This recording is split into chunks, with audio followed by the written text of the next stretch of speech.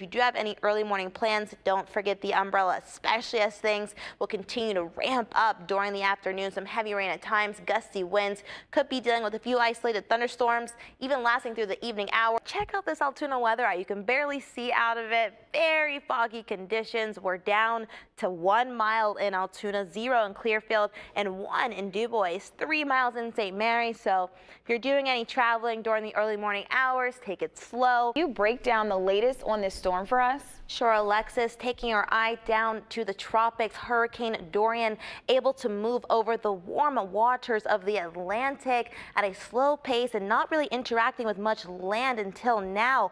Fueling this storm is now a Category 5 hurricane.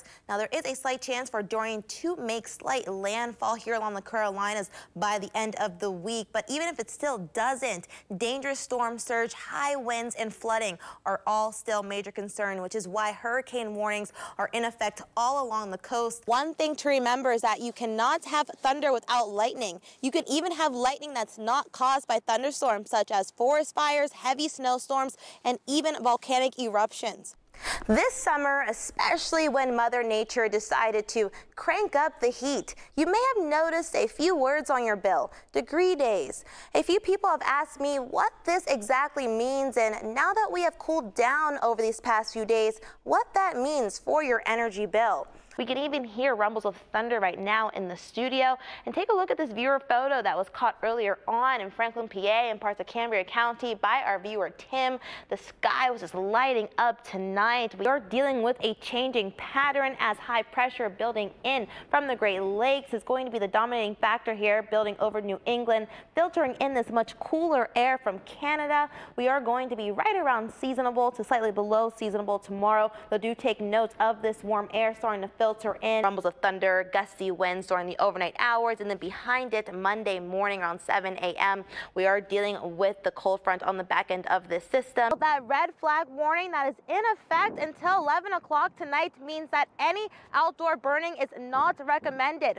Had beautiful weather over these past few days, but we're due for a change heading into tomorrow. Right now, though, enjoying the dry weather in our Bedford weather eye, a little breezy. We're going to be filtering in much cooler air from our north, and this jet stream is going to continue to dip to our south, pushing that heat down even further. The atmosphere remains very unstable as this warm front pushed to our north, ushering in that instability. Jess, it is a blustery one out here right now. Winds are starting to pick up, and we're dealing with a few flurries, but blowing snow is the main concern right now. So if you do hear any thunder or see lightning, get indoors, as these are no conditions to be outside. Coming a little bit more out to our southeast through State College and in the surrounding areas, we did have many reports of trees down. Just to tell you what kind of system this was, we had gusty winds, at times some heavy rain. Currently, we've dropped down to the 50s, so a little chilly, and those temperatures will continue to decline to the low 50s, the upper 40s across the region tonight. So a little cooler than what we have been experiencing over these past few days. Scattered showers and thunderstorms today, but along with that, we're going to be cooling down significantly. We're getting a break from that oppressive heat that we were experiencing this past weekend. So the action, though, happening tomorrow: scattered showers, possible thunderstorms, heavy rain at times, where we're seeing these reds and oranges on the board. I know, what a splendid weekend we've had. Plenty of sunshine, low humidity, still not much action happening on the radar right now. Just a few clouds starting to filter in. We could be dealing with some patchy fog during the overnight and early morning hours. Now the National Hurricane Center still has Dorian taking a more northeastern trek throughout the rest of the week. Still hurricane status, and then by Friday trekking eastward, which allows this high pressure to build in, making the impacts of Dorian minimal in our area to none at all. Your weather Team 6 forecast. A bit cool today, but we did have some sunshine and low humidity to accompany that, so overall not bad. We did have a few clouds filtering in earlier on to aid in those beautiful sunsets, and now we're seeing a nice starry night. Now, high pressure has started to slide offshore, but it's still the controlling factor here, keeping this precipitation at bay and bringing us that sunshine and dry weather, albeit it has been a little cool. We are heading into a changing pattern. Mild still tomorrow, low humidity as high pressure again continues to take control. But do take note of these showers forming out to our west, and that rain is going to move into our region as this cold front approaches. It is going to be more humid as warm, moist air is going to be flowing into our region.